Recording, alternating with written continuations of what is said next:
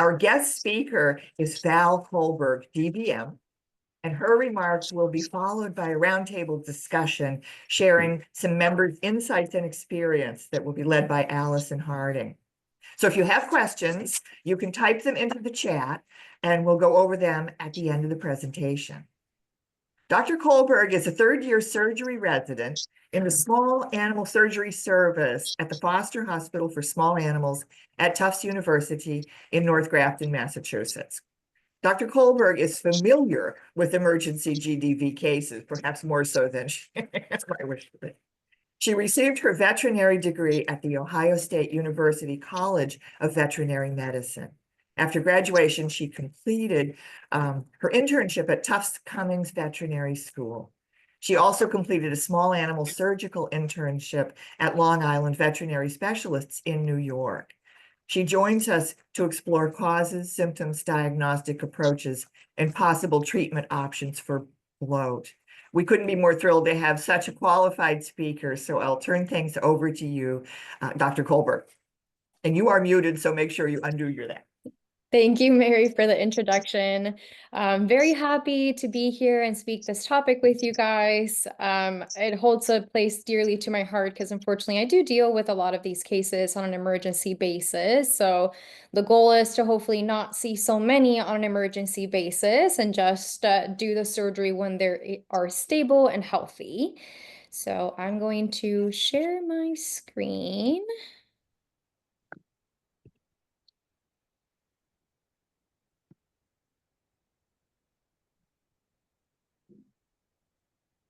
Okay.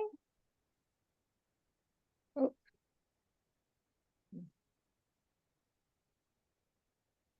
All right, so we're just gonna go and start. So yes, canine gastric dilatation and volvulus. It's a very fancy term, but what does that mean? Basically, dilatation just means gas distension. So the stomach can get filled with gas or with fluid or with both. And then it comes to a point where it's so distended that the stomach is trying to compensate and trying to find more space, and then it twists on itself. And that's the volvulus part. This is, it can happen very suddenly, and it is life-threatening, especially if we wait long enough. This condition can also be known as bloat or gastric torsion. And I will distinguish, there is a difference. I know that we normally say bloat, but there is actually a difference between bloat and GDV, which I'll discuss in a little bit. But first, I want to show you just normal anatomy of a dog. Very simple. So we have here the esophagus goes into the stomach, and then this is kind of like the last portion of the stomach. We have small intestines, and then this little purple guy is the spleen. And it's important to mention that because the spleen will have actually an important contribution to this condition. So that's normal. And then once the stomach gets filled with gas and distended, that's what we call bloat. So bloat is kind of a precursor to GDV. And here we can see a dog that has a stomach very, very gas distended. And we can start seeing signs already at this point. It's very uncomfortable for the pet to have a stomach that gas distended. So you'll notice that their belly can get pretty distended. They're tense on palpation. They might have a hunched posture. They can also feel nauseous. So if you notice like any drooling, like any panting, nausea, unwilling to eat, those will all be kind of indications that maybe he should be assessed sooner rather than later before it turns into the life-threatening condition, which is volvulus. So that's when it's a GDV. So here we can see a picture.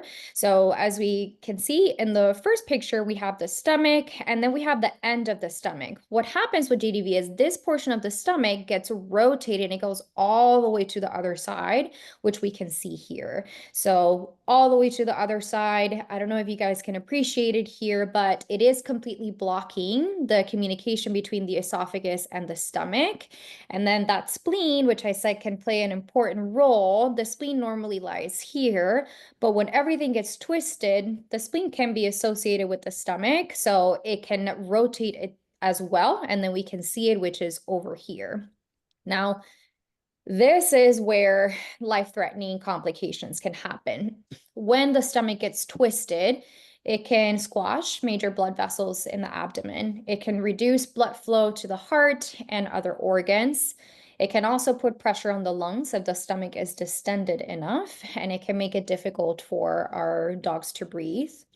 And also, as the stomach wall stretches, it can be affected. So it can become thinner and the blood supply can be affected to it.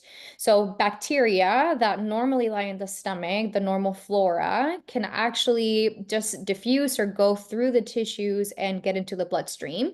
And that can also cause an infection in the bloodstream, which is also life-threatening. And not to mention that when the stomach gets very stretched out and the lining of the stomach gets very thin, that sometimes can become not viable, and there becomes a portion where we need to remove it. So if we wait long enough, there are some occasions where we can remove that portion of the stomach that's not healthy. But unfortunately, if we wait, then the majority of the stomach can get affected, and sometimes we cannot remove the entire stomach. So we do have to put them to sleep on the table. It doesn't happen often, but definitely it's happened a few times during my residency, and it's very unfortunate because, time is of the essence with this condition. So I have a video and I can show it twice just so you guys can have a visual representation of what happens during GDV. So just so to orient ourselves, we have the esophagus, we have the stomach, then we have kind of like the end of the stomach here, and then this is the spleen. And this is just like tissue that lives in the abdomen. And as you can see, it's kind of like loosey-goosey. So here we see the end of the stomach rotating, going to the other side and taking that spleen with it. And I can show it again.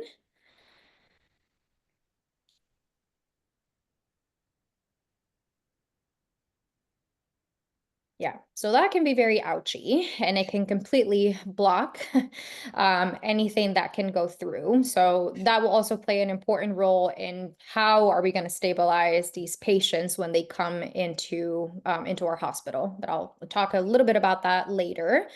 Some risk factors, truly, we don't know the underlying reason. We have many suspicions. We have like multiple theories of what can be risk factors, but there's not one that's slam dunk. So definitely breed is one of them. Large and giant breed dogs that have a deep chest, such as Great Danes, Weimaraners, St. Bernards, our beautiful Berners, Irish Setters. But truly, you can see this in any dog. I've seen it in dogs that you would not expect, like Labrador Retrievers, Golden Retrievers, even hounds, like Basset Hounds. So even though we think it's on deep chest or large breed dogs, truly, I think that having a deep chest is more of a risk factor than being large breed. Family history is also a component. So dogs that have a history of GDV, like whether it be their parents, littermates, or offsprings, they can be at a higher risk. Age. So most of the time when we see these, it's going to be older, so 5 years or older. However, I've also seen it in younger pets, so that doesn't necessarily mean that because you have a healthy 1-year Berner, he's not at a risk of having a GDV. But most of the time, we do see it on older patients. And also, just their temperament. If they tend to be a very nervous and fearful dog, they can be more prone to GDV. The reason behind it is if maybe they're nervous or panting, they're restless. By increased panting, you can have more air being swallowed that can cause distension of the stomach. And when it gets distended enough, it can increase the risk of it twisting. Other theories is just like diet and feeding habits. So eating too quickly can contribute to GDV. Meal size, so feeding one large meal can be more of a risk factor comparing to feeding more frequent meals, like smaller frequent meals. And exercise as well. So definitely is just like, once you eat, don't get into the pool. Well, same for them. Once they eat, have them digest a little bit before they go running around the park or go swimming.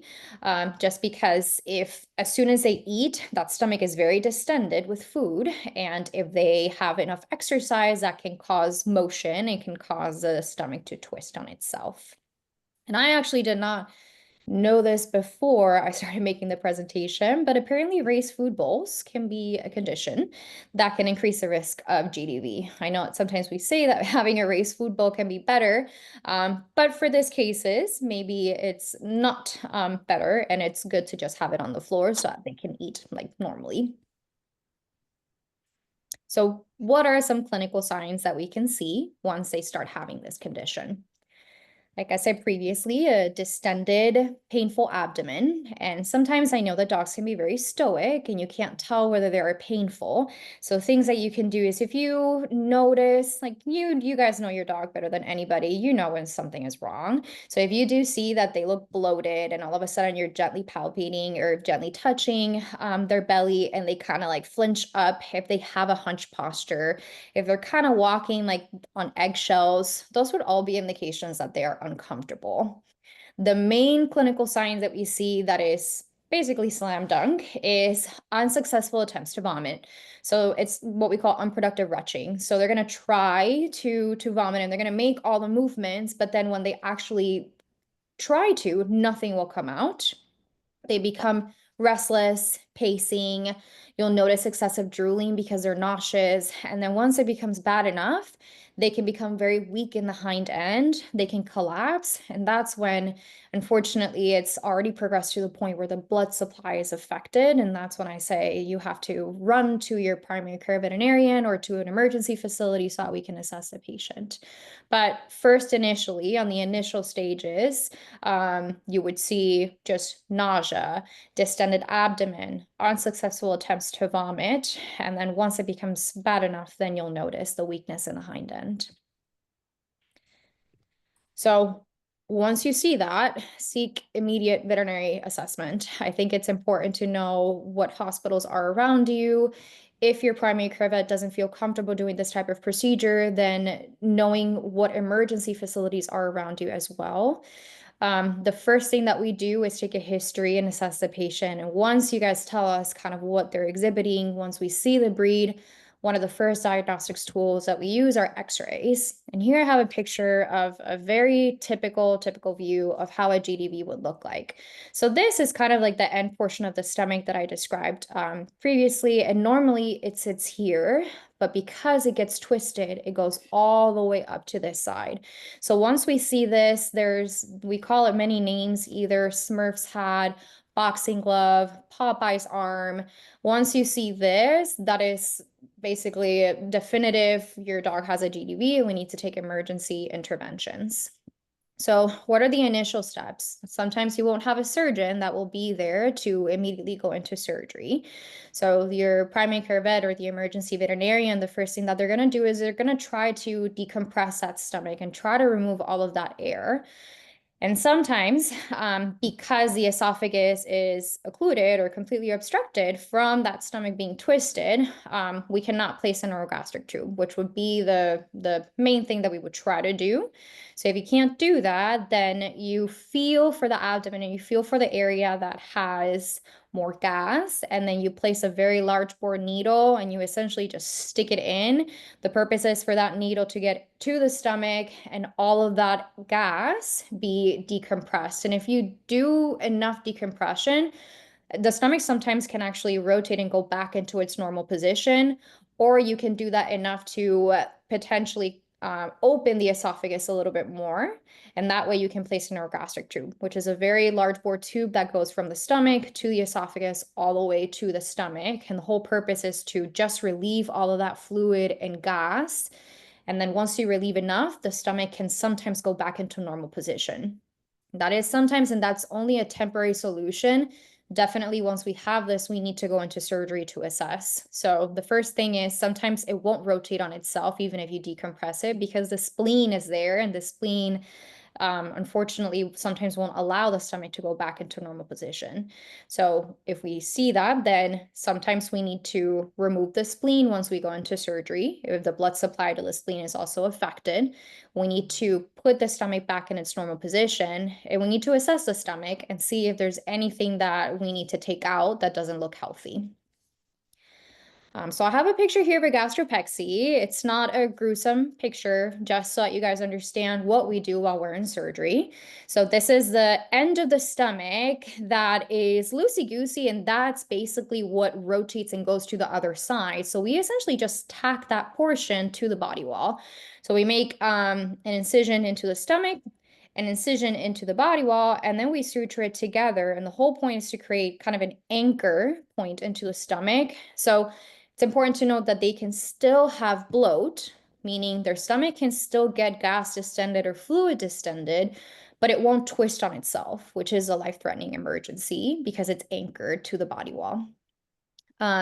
If we do see that we need to take a portion of the stomach, then we'll essentially just remove it and suture it back together. But unfortunately, if we wait long enough, there might come a point where we cannot remove the stomach, and then we'll have to put them to sleep on the table. But hopefully that won't be the case, because that's the whole point of the conversation, to make sure that we notice this early on and we don't have to do that. Now, this procedure can be done open, or it can also be done laparoscopically. And of course, when it's on an emergency situation, we won't do it laparoscopically because we need to assess, like I mentioned, the spleen, whether or not it needs to be removed. We need to assess the tissue of the stomach. But if it's a prophylactic procedure, meaning we're going to do it when the patient is very stable, healthy. For example, if it's a 1-year-old Bernese that is going to get neutered, then sometimes we can just do it at the same time of the neuter procedure. And the open approach, meaning we make an incision kind of at the bottom portion of the belly. It is a larger incision, but laparoscopically is like maybe an incision like this small that we make, and it's just behind the last rib. We basically just put a little camera there. We assess the stomach. We kind of look for that portion that we want to tack, and then we grab it with some like very tiny forceps, and then we suture it to the body wall. So even though it's still a 2-week recovery period for this type of surgery, it's a smaller incision when we do it laparoscopically, and overall pain can be associated with the incision. So the smaller the incision, the less painful it'll be for them. So recovery for these patients, once we have this condition, one of the sequelae or consequences that we can see afterwards is arrhythmias, or irregular rhythms of the heart, and they can become also life-threatening. So we do keep them in hospital for 24 to 48 hours. We put EKG leads on them so that we can check the heart rhythm and rate. If they do show life-threatening arrhythmias, then we take emergency interventions. But if they don't show anything and they do well without IV pain medications, then they can go home normally within 48 hours of being in hospital. And then it'll be 2 weeks at home, making sure that they're nice and quiet. They'll have a little cone of shame so that they can't lick or bite at the incision, but most of the time they can do very well after this. So how do we prevent this? I think that feeding smaller, more frequent meals can be beneficial for them. Let's avoid those raid food bowls, and let's limit exercise around meal times. So I would recommend waiting at least an hour before they go to the dog park or they start playing with their housemates. And I cannot stress this enough. Let's consider just doing a PEC when we know that the breed is at risk. So if we are just going to the vet for routine vaccines or routine checkups, ask your primary care vet if they feel comfortable doing this procedure. And if not, then go to a specialty hospital. It's truly not that expensive to do it. And it's better to do it when they're stable and healthy versus doing it when it becomes an emergency. And I didn't know this before, but you guys actually taught me more about burners, but they also have this condition called gulp. So that can be characterized by excessive panting, restlessness, and a very strong urge to eat anything that is on their way. So if you do see that, that can sometimes be associated with acid reflux or just having an upset belly. If your pet experiences this, it would be advisable to maybe start them on omeprazole, which is an anti-acid medication that can help with the gastric reflux. And you can always touch base with your primary care vet to make sure that there's nothing else going on and it's truly just acid reflux that they're experiencing. Because even though this isn't associated with GDV, just in itself having an excessive panting, restlessness, or just eating everything that is on their way can increase the chances of that stomach getting very distended and then increase the risk of that potentially getting twisted on itself. So important to educate new owners on GDV risks, especially sometimes owners get very excited and they start getting pets and they don't know truly what the breed entails or the risks that the breed can have. Encourage veterinary screenings and doing gastropexies when they are stable and healthy. Select breeding pairs with lower risks history. I know that you guys are keeping track of the Berners that do get GDV, so I think that's a great idea to know which family tree is more affected and potentially consider not breeding that that line and just consider breeding one that doesn't have a history of gastropexies. And then provide appropriate feeding and exercise guidelines. I know that you guys have an amazing website, and I did take a look at this bloat chart, and I think it's amazing. So I also understand that you guys are putting it in the puppy packets, or breeders are putting it in the puppy packets so that owners can be educated. And I think that's great. I did take a look at it, and it's a very nice guideline for what are the phases of bloat that can turn into GDV. So I think it's the main thing truly to avoid this condition is education and just being more aware of this condition. So in conclusion, it can be an emergency. We need to take rapid action.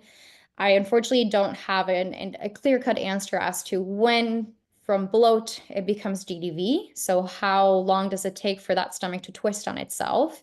It can be maybe like hours to minutes. So it can vary, and it truly depends on how deep chested the dog is, how distended that stomach is. So ultimately, as long as you see those signs, just take them to your vet.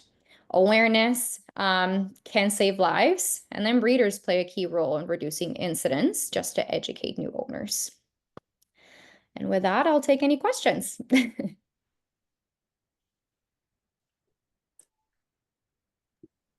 All right, let me get myself unmuted here. Hello. Hi. Hi, thank you. That was a wonderful presentation. To watch that stomach flip over. Yeah. What? Wow. Gosh, I can see why it's so painful to them. Yeah, pretty ouchy. So thank you. Yes, we do have a couple of questions, and I will go ahead. Okay. So can GDV occur without obvious bloating of the abdomen, and how can that be detected? So unfortunately, sometimes if they are very deep chested, very large breed, it can be hard to appreciate distension in the stomach. So even if they don't have any distension, they will still have nausea. They will still have that unproductive retching. That's the main thing that we want to look for. And they will still be uncomfortable and inappetent. So even though you don't see any distension, there are other signs that you can look for that would warrant you to just see your primary care vet. Thank you. Mm-hmm. All right, this is from Sam. At what age do you recommend the laparoscopic pexy on a normal healthy dog? That's a great question. I want the patient to be fully mature, and with larger breed dogs, we do wait a little bit more.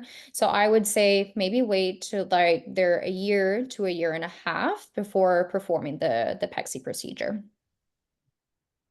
Thank you. Mm-hmm. This is from Abby. Can you discuss the reason for not using raised food bowls? That seems to have changed over the past few decades. Agree. And to be quite honest, I can't make a good reason to that because they don't mention it. I think historically, dogs that have been fed with raised food bowls are more increased their GDV based on studies. However, thinking about like pathophysiology, why does it increase it? I'm not sure, to be honest. I don't have a clear-cut answer for that. I did after my dog bloated, Mhm. it was right around that same time when they were considering weighing the pros and cons of the feeders. So I had Yeah. both, and I was doing both because I didn't know. Yeah. Yeah. And what they said, it's like with giraffes, and they have their head all the way down to the ground when they're sipping water, they're not getting any air because their heads are all the way down, sucking the water up.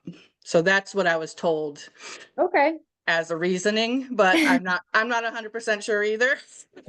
Yeah, that could be. I Yeah, could definitely see that. I definitely did. I tried to look for it. I could not find like a yeah. good answer for it. That was one of the answers that I was told. So I was like, all right, well, that kind of makes sense. Okay.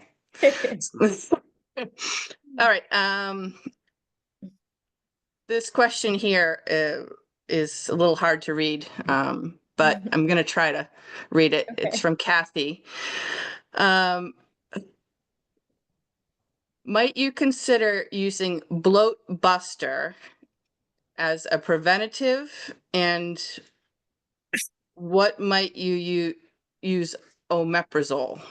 So I'm not quite sure what this question is. Kathy, you might have to oh, I'm Kathy sorry, says she would. I rewrote it over. I'm sorry, my typing's terrible. I was Yeah. asking, I use Bloat Buster and I wanted to What know. is Bloat Buster? Yeah, I don't know what that is. It's a paste. I don't have it with me because I just ordered more because we had to use it. My 7-year-old girl gets the gulps a lot, and Mhm. it's a 4-ounce tube, and it's called Bloat Buster. And I squirt that down her throat, and within a matter of seconds, it's gone. And she does really well. And I'm just wondering if that's a product that you would recommend for the gulps. And my second question was on the omeprazole. Do you have a Mhm. milligram that you would use for a dog that gets gulps? Yeah. So Hi, this is I don't. Doreen. Sorry Oh, to interrupt. It's simethicone in a paste form is what Bloat Buster is. Thank you. okay. Okay. So I don't know if bloat busters would be I don't know if we can give it in animals. I've never heard of that, to be quite honest. Omeprazole is just like an antacid, so it reduces the gastric acidity and it can help with acid reflux. I normally it's like a mg per kg in a pet every 12 hours, and you can give it an hour before feeding. But before we consider doing that, I would just recommend following up with your vet, because sometimes we think that they have gulp and it might be something else that's going on in their esophagus that can cause the acid reflux. So as long as we rule out other conditions and it's truly just acid reflux that they're experiencing, omeprazole can be beneficial, or another alternative, Prilosec, which is like the trade name for omeprazole. Okay, because the reason I ask is because my other dogs are all had they've all had their gastroplexes. She is a rehome and she's, like I said, now 7, but she does get it at least once a year. She gets these gulps. And Okay. I used the Bloat Buster twice, and like I said, it worked pretty well. And I didn't know if that Mhm. was something that you recommend. I know that our vet says yes. So I didn't know Okay. if it's something that you practice. I have not, to be quite honest, and I've never heard of Bloat Buster, but I'm learning new things every day. So I would say that if your vet is familiar with it and he recommends it, then I don't see a problem with it. Even though we can still have a risk of GDV, even with all these interventions, but as long as he does well clinically after giving that, then I think that you can continue it with no problem. Thank you. Mhm. Good. Thank you. Yes. Finding out new things all the time. Yeah. Let's see here. Linda would like to know if dogs with gastropexy have a lower incidence of bloat. hmm Um, No, the short answer for that is technically no, because if they're still an anxious or anxious or fearful dog that can have a lot of panting, or if overall they are the type of dog that can get into things that they shouldn't, that can still cause bloat, which is just distension of the stomach. So anything that can cause an increased inhalation of gas or anything that can cause an increased risk of fluid can still cause bloat. However, bloat is something that with time, as everything gets digested, it'll keep passing and it won't twist on itself. So they're still at risk for that, but Most of the time they can recover just fine. And the one thing that they'll notice is that maybe they're a little bit nauseous from just having that stomach full with things. Thank you. Yeah. Okay, lots of questions. Boy, let's see here. Woo. We do want to get to the round table, so we do have a lot of questions. So what I might do is Okay. just shoot you an email if you Okay. don't mind. Not And at all.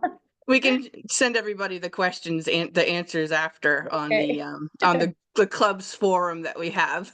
Okay, that sounds great. So we'll do one more and then get to the round table if you don't mind. Not at all. Okay, great. What are your feelings? This is from Candy, who is one of our board members. Okay. What are your feelings regarding owners using a bloat kit and tubing their own dogs? Oof. Unfortunately, I wouldn't recommend that just because sometimes we can cause more harm than good by doing that.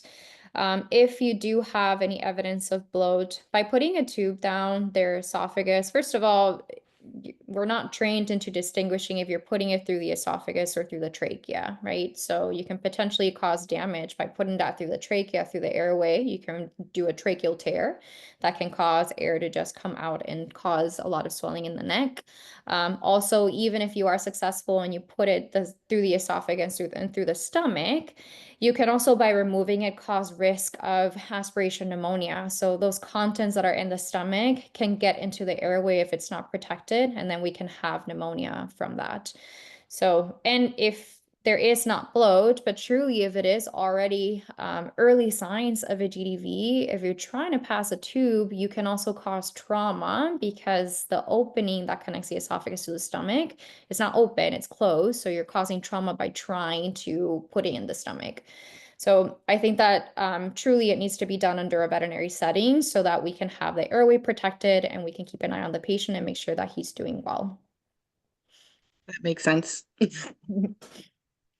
Thank you so much. Yeah, of course, not a problem. Mary, would you like to say anything before we go to the round table? No, you're good? Okay, very good. So we're going to go to roundtable discussion next to talk with people who have experienced this firsthand. But I thank you, Valerie, so much. That was a great presentation. Not a problem. It's my pleasure. Yes. So I'm going to start sharing and bring on Sam and Tina first. And let's see if I can get to that so I know how to do. Oops, someone else is sharing. Oh, there we go. All right, so Sam and Tina, if you want to unmute. I'm here. Hi, Sam. Hi, Tina. So thank you so much for coming on and sharing your experience with fennel. So let me bring that up. See here. Well, I had it up. Let's see. Oh, you know what I did? I did this. Okay, hold on. Let's see here. I had it going. Let's see. This one. I have to bring it. Oh, hold on. Where are you? I had it going correctly. I'm so sorry. Take your time. We're all here. Let's see if I can get to it. Okay, here's my screen. And share sound. Okay, so share that. All right. Can everybody see this? I can see it. Bigger. Okay. So this is fennel in the morning, right? Is that correct? Nope. So this is fennel right after draft practice. We had just pulled 90 pounds. Probably finished between 5:30 and 6 o'clock. And here he is, our happy boy. Okay. Okay, let's go. Go on. Running back in the house to see his brothers. As you can see, happy Waggy carrying his toy as always. But completely normal after pulling 100 pounds or 90 pounds for over a half a mile. Yep. And our breeder did a great job driving the fear of bloat into us. Always, monitor the eating, monitor the water, monitor everything all the time. Do not exercise anywhere near dinner. We always waited 2.5 to 3 hours after practice or a run or anything to feed him. It was either feed that early and then practice that many hours later, or practice and then feed late. So to make sure that he was completely calm and ready to eat. And he was mad all the time that we waited that long. He knew when dinner time was. And he, like I said, successful draft practice, waited the amount of time, no egregious water, nothing. And then we went to bed after having waited the amount of time, and he made a very tiny squeaky noise. He was not always very vocal. He was not a whiner. So the fact that we're in our dark bedroom and we just hear this little was concerning. Then he started getting up, moving around the bedroom. He got on the bed, he got off the bed, he got on his bed, he got off his bed. And I said, something's wrong here. This isn't normal. We tried to take him outside to let him pee. He pees, he comes back inside, try to go back in the bedroom. He's still not good. We take him to the kitchen to find out, what can we see? We're calling our mentors, panicking because again, this is very abnormal. And then if you want to play the next one, Allison.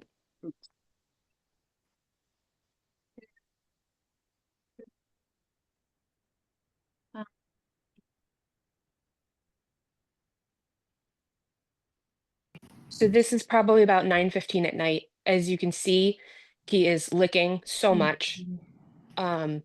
And he just keeps putting his butt up and then trying to lay down again. He cannot get comfortable. He can't lay on his stomach. He gets off the bed, and then he does have a slightly productive vomit, which I did not catch because at that point we knew it was happening. We had read the bloat chart 1,000 times, hoping to avoid this particular nightmare. And we knew it was going on. So I had been on the phone with our mentor. I hung up on her and we ran to the vet. We would normally, if in retrospect, we should have given a gas X before we left, but we knew what was happening and he had to go. So we got him to the vet, and we caught this so early that they told us they couldn't be sure he was bloating. And we had to ask for the NG tube because we knew what was happening. He did not have a basketball stomach. He did not have, any super amount of pain. He was still wagging. Again, they are very stoic, but there were enough things going wrong that we knew it was going to get worse, and we had to wait until it got worse for the vet to tell us that it was time. They had taken x-rays, and on one view of the x-ray, they could sort of see compartmentalization of the stomach twisting, but on the other view, he looked fine. Excuse me. So like I said, we advocate for your dog because we had to ask for the NG tube to try to disrupt this because we knew it was going to get worse.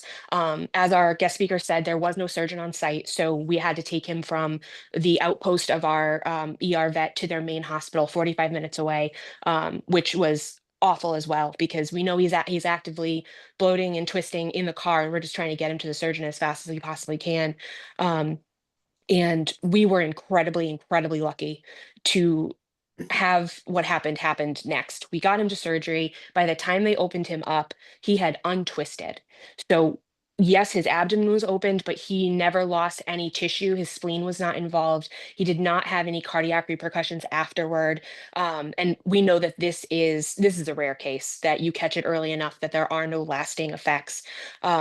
And we couldn't be more grateful to this community for helping us learn what to look for and what to see in order to make sure that we saved our boy from, what could have been much worse. T, do you have anything to add since, I love to yap?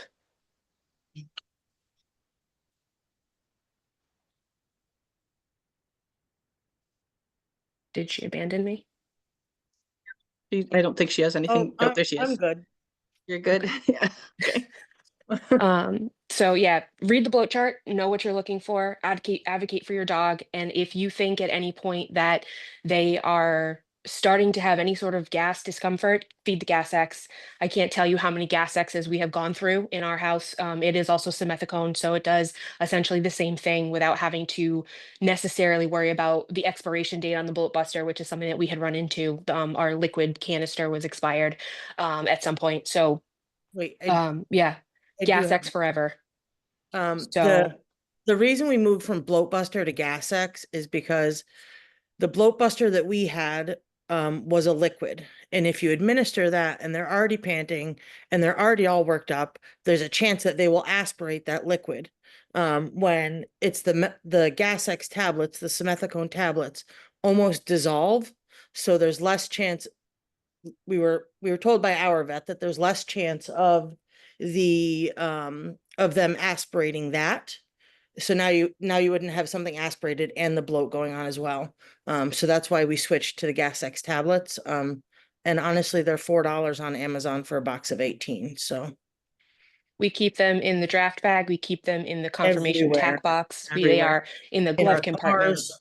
They are Yep. all over the place, and we have handed them out. I was in Canada for the national this past summer, and I gave someone else with another big breed Gas X from my car because she was starting to get nervous about what her dog was doing. And I was like, nope, right now, give this. And you never know if you're going to be fine, but at least start there. And if you think you have any signs, do not hesitate, because this is such an important timed activity. The faster you get them in, the faster you get them seen, the better chance you have that they're going to be okay. Thank you. Thank you, Sam and Tina. You're welcome. Okay, so Mary, I think it was going to go to you next. Let me just. That's right. And I'll be quick because we had one very, very typical case where this happened in about 1990, and we were getting a lot of drooling, a lot of retching, and then when we had to rush tonight to Tufts because there wasn't an emergency place closer to us at the time, and it was the classic basketball in the stomach presentation. So he was rushed into surgery on Thanksgiving Eve and fortunately came through very well. The gastroplexy wasn't done at that time. More recently, in I think 2020, it was during the pandemic, Fernie bloated, and it was completely atypical presentation. When we got to the emergency vet, they were willing to, they didn't fuss about doing x-rays, but they said they didn't think it didn't look like bloat to them. The thing that we noticed was that she just wasn't right. And as Sam and Tina were saying, you have to be so attentive to what is normal for your own dog. Her posture was a little off. Her breathing was okay. She seemed a little funny facially. Today I was thinking it was eye contact, maybe less or more than normal, acting like she was in trouble of some sort. And fortunately, we were able to get to the emergency vet about 25 minutes from here, and she had her surgery and it all resolved, although she did have the heart arrhythmias for a couple of weeks after. So that's definitely something to be aware of. So I'll turn it back to you, Allison. Yeah. You have to unmute.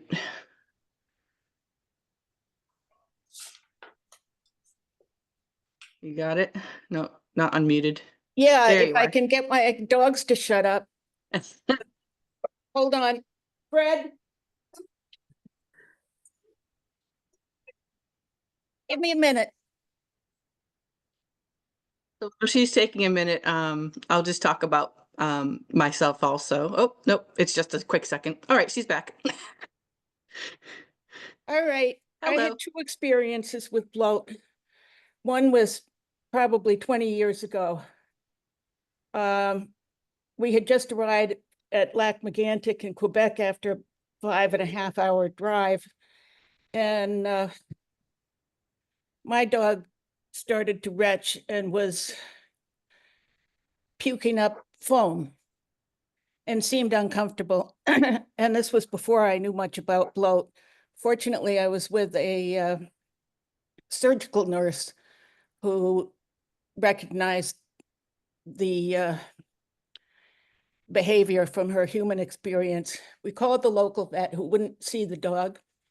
She said, I have appointments. But we pretty much forced our way in, and I don't know if it made a difference, but we got an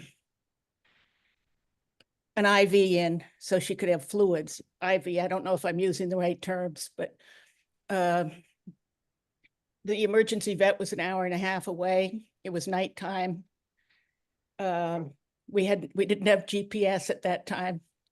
So the kind nurse kind of gave us directions in increments. Call me back when you get here, kind of thing. Got to the vet. Through the whole drive, Lisa was holding the bag up so that the fluids would run.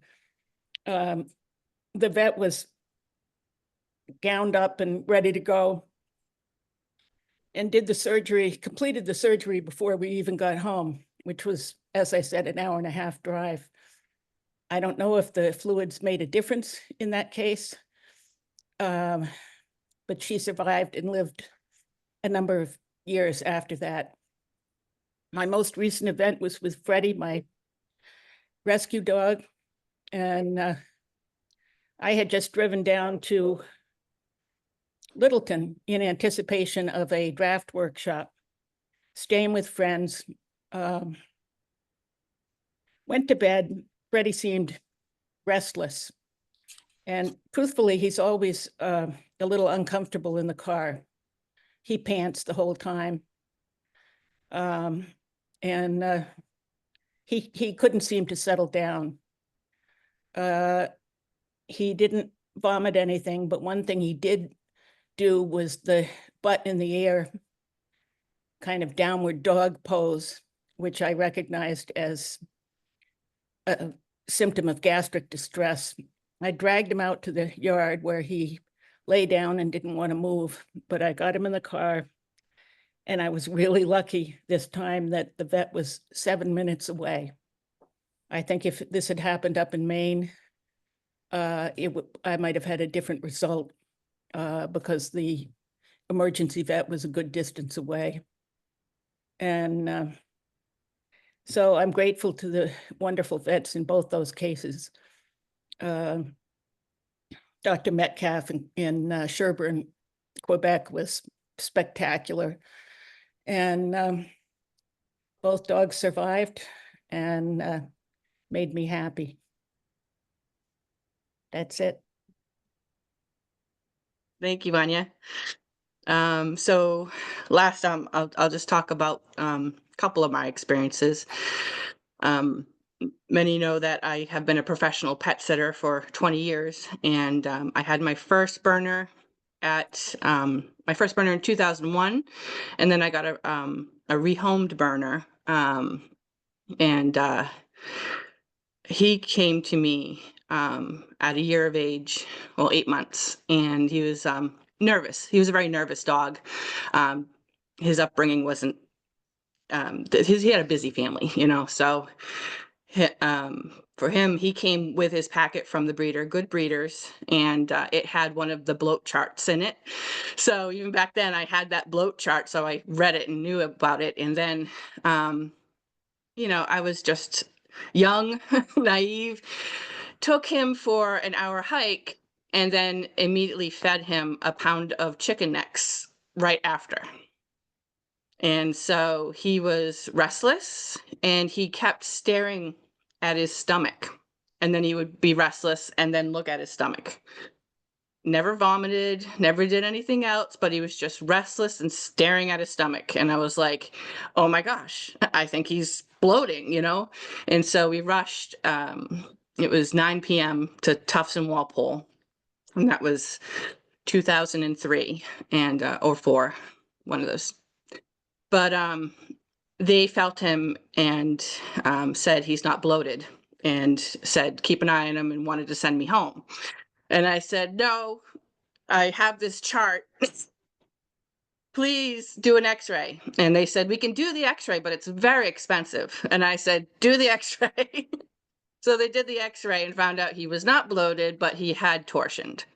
And so they rushed him back. In the meantime, he ended up biting the vet. So, like, oh God. But yeah, so again, you gotta just advocate for your dogs when it comes to it. And the chart's there, just run the tests. If even if the test came back negative, I'd rather know that, but he did survive, and he went for, he got tacked after that, or the Pexy. as the professional call it. And he was a year old when it happened, and he lived to be 10 years old. For the last year of his life, though, he had horrible heart arrhythmias. So he was on Sotalol medicine for the last year of life, and that was expensive. So, yeah. So do advocate for your dogs, and do get pet insurance because it's expensive.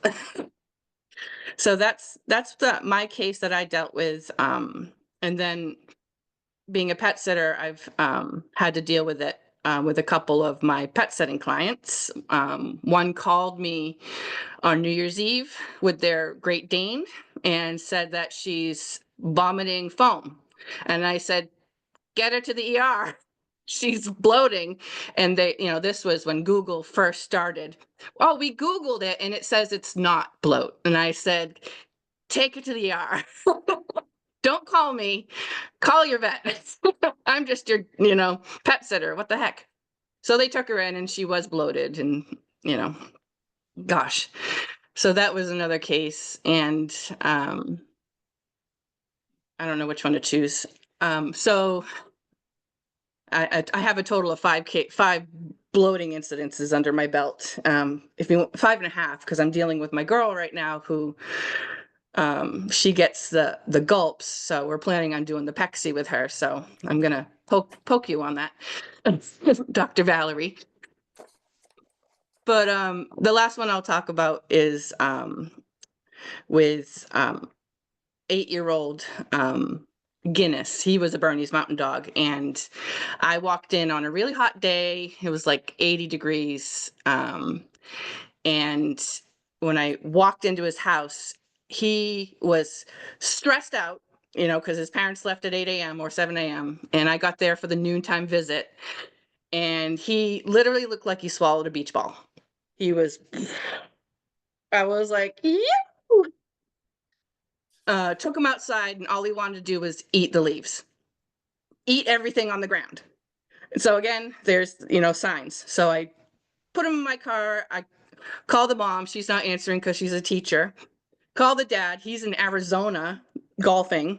So I'm like, their vet was 10 minutes down the road. So I rush him to the vet. In the meantime, the dad's telling me that he was pexed 2 years prior after eating a child's toy. So I'm like, well, that's good. At least he was pexed. So, which he was tacked during that surgery.